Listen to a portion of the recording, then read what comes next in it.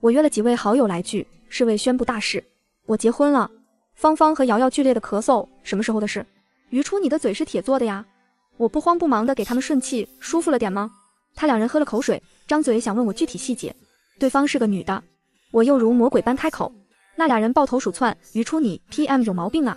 我安静的等他们心情平复，之后乖乖的坐到椅子上，刚坐稳，我悠悠的开口，现在我俩要离婚了。对面那俩人已经没有激动的力气了，骂人的话早就绕了地球3周半，就是懒得说。我和他们的情绪极其相似，我对林墨涵这个人也有能绕地球3周半的脏话，但不一样，他们是被我晃这么一大圈，已经懒得说了。我是不舍得对林墨涵有半分脏话。我和林墨涵是相亲认识的，之前我妈都给我找男的相亲，今天我一到地方吓坏了，那约好的位置上坐着的明明白白是个女孩。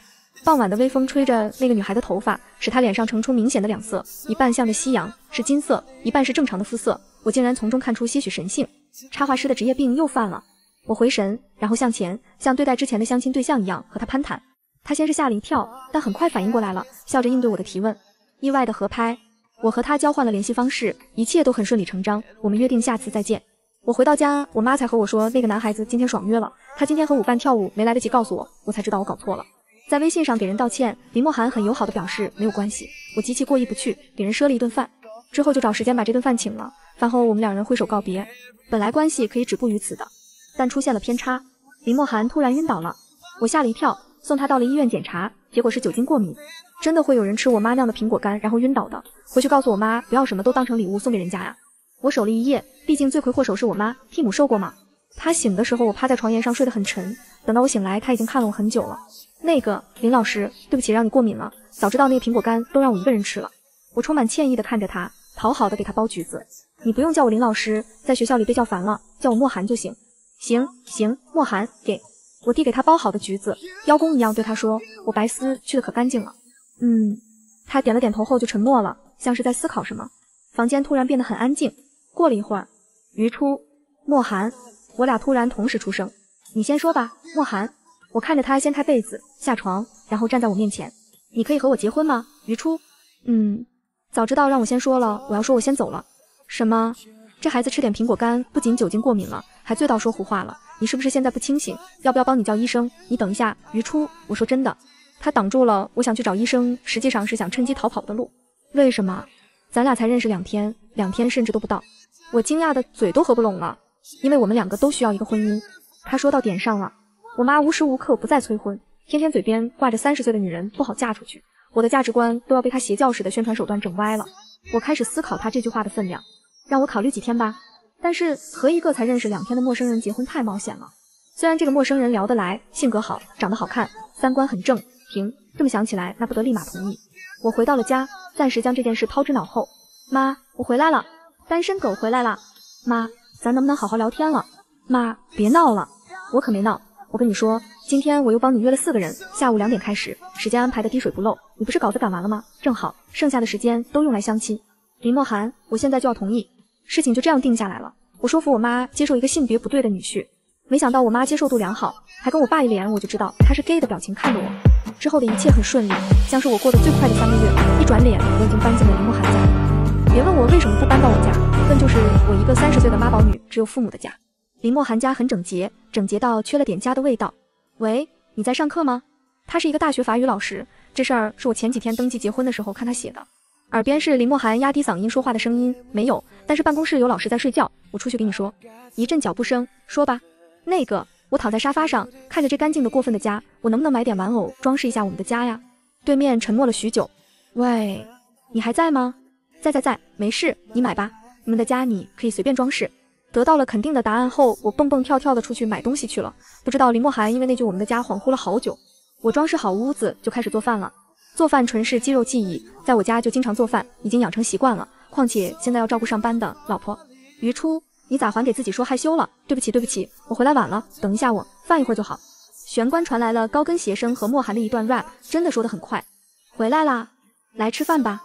我把做好的饭端上桌，愣着干嘛呀？换衣服，快吃饭。穿着一身职业装的莫涵才回过神来，换了衣服来吃饭。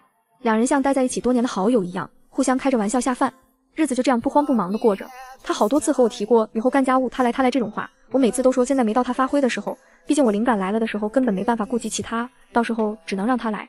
月底的时候他体验到了，他说见我跟走火入魔一样的画画，连吃饭都不敢叫我。我开玩笑的说别叫，让我饿死在这不如让我画死在这。他也开玩笑的说再说这种话真就生气了。但有一次他是真的生气了。我在书房找到了一箱子唱片，全是摇滚。我开玩笑的想让他社死一下，就在他下班的时候放给他听。你在哪儿找到的？我本以为他会腼腆着开玩笑说小时候不懂事。在书房的一个夹层里，我感觉到他的情绪不太正常。对不起莫寒，我不该乱翻你的东西，我还想拿你这么珍贵的东西开玩笑，对不起。他像是回过来神一样，但只是轻飘飘地说了一句放在一个新地方吧。他生气了，绝对生气了。第二天走的时候都没和我打招呼。我为了赔罪，晚上专门做的莫寒喜欢吃的饭才把人哄好。但这之间发生了一件大事，我的女主角画得越来越像林莫寒了，这不算好事。编辑给我提出来的时候，我人都惊了，这么长时间都没发现我的审美越来越偏向莫寒了。我好像喜欢上莫寒了，没什么大不了的嘛。于初，等到后天生日的时候，你弄一个盛大的表白，他需要这段婚姻，至少被拒绝了你还能撑一阵子。生日那天没搞这么大阵仗，我本来想自己做蛋糕，但我这炒菜的手烹饪技能为负，所以当莫寒回来时，就看到我一个人和一团奶油和面包的混合体。莫寒回来了哈，生日快乐！我安慰自己，形式不重要，人来了才是最好的。那个莫寒，他看着我结结巴巴的样子，突然伸手把我鼻子上的奶油擦掉了，然后放进嘴里舔干净。我的脸刷得爆红。初，我喜欢女孩子。你怎么知道我要问什么？难道莫寒会读心术？是你又把我当文件传输助手用了？你的计划，连你今天要用的视频，全让我看到了。他亮出手机给我看了看。啊，于初蠢死了。他笑着看我爆红的脸，上前亲了我一口。林莫寒同意做于初的女朋友。交往之后的我每天就像泡在蜜罐里做梦一样，甜蜜的让人不想醒过来。但是梦就得醒。我在莫寒的手机上发现了一个叫尹月的人，他在纠缠莫寒。我试探性的问了一下他最近有什么困难，他回答的自然舒心，却让我的心往里沉了沉。我知道他不会无缘无故的骗我，就相信他已经处理好这件事了，依旧奉献了我的所有。但那个叫尹月的女孩不知道从哪儿找到了我的联系方式，约我出来一趟。地点在我和莫寒第一次见面的咖啡店。我到地方时，他坐在莫寒曾经坐的位置，见我来了，笑着打招呼：你好，我叫尹月。他没有起身，点头示意我坐。我叫于初。我面无表情的坐下。请问找我有什么事吗？我想请你把莫寒还给我。他势在必得的样子惹恼我了。什么叫还给你？我说话音量飙升，它不是一样东西，不是一个玩物。你这样说它是建立在它是一个活生生的人的基础上的吗？他叫了一杯咖啡放在了我面前。你先别急，我也是为你好。我记得你结婚了，和他，对吗？我没理他了，抓起包就想走。听他一个外人说，还不如直接去问莫寒。你知道他和你结婚的目的是什么吗？他看我想走，也没有强留，只是依旧自信，他和你结婚是为了忘了我。我顿了一下脚步，然后离开了。妈的，你是妲己呀？为了忘了你要跟我结婚？虽然嘴上说着不在意，心里还是很诚实，想着等莫寒回来好好问问他。但他没回来。我打了一个又一个电话，最后一个电话终于响了。喂，莫寒，你去哪了？于初，你不用担心，他在我这，很安全。啊，是那个妲己的声音，还有我心碎的声音。他在哪？我去接他。我还是不相信。行啊，在国际酒店301，我不介意我们玩3人。我挂了电话。说实话，思绪很乱，但等我现在开始说服自己相信林莫寒的时候，理由只是我和他住的这几个月很和睦，很甜蜜，我做不到。我才知道我对他一无所知，但我还是去了。到地方的时候，尹月出来迎接我，还好两人都穿着衣服呢。你在想什么呀，于初？把已经不行的人接回家后，我一夜没睡，手机里尹月还在给我发照片，是20多岁的林莫寒和尹月，两人极其亲密，抱着电吉他的尹月和打着架子鼓的林莫寒般配的不像话，照片上的笑容刺得我眼生疼。第二天早上看见我做早饭的林莫寒还像之前那样从背后抱住了我。初，我的头好痛啊。他把头放在我肩膀上跟我撒娇，我给你煮了醒酒汤。我没回头，眼泪正扑簌簌地掉进汤里，快趁热喝吧，可能会有点咸。他亲了亲我的头发，笑着接过醒酒汤，说了句谢谢老婆。我等他喝完，像说今天天气真好一样平淡的语气说，莫寒，我们离婚吧。等我去揍他一顿。他现在在哪儿呢？芳芳已经把袖子撸起来了。他现在，我醉醺醺的指了指我心脏的位置，在这儿。我感受到对面两人的无语了。他没挽留你，没跟你解释吗？万一他和那个尹月啥事都没有呢？我知道瑶瑶心疼我，知道我放不下这段感情，挽留了，但我当时很激动，你们知道我的，别扭的很，明明心里放不下，却总是偏执的想着那照片里的笑容，想着他值得能让他更幸福的人。你又这样了是吗？权衡利弊，找到一个最好的答案，然后牺牲自己，就像当初我们在留学那次一样。我们3人在法国留学过3年，毕业那年由于导师的疏忽，明明是4个人的赛事，却组建了5个人的队伍，导致后来我们齐心协力做好的作品要拿到1个人的名次。但那场比赛很重要，对所有人来说。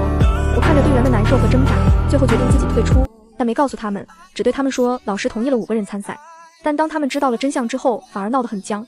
我知道，爱我的人不希望我是牺牲的那一个，见我牺牲后难受的其实是他们，不愿意面对我的也是他们。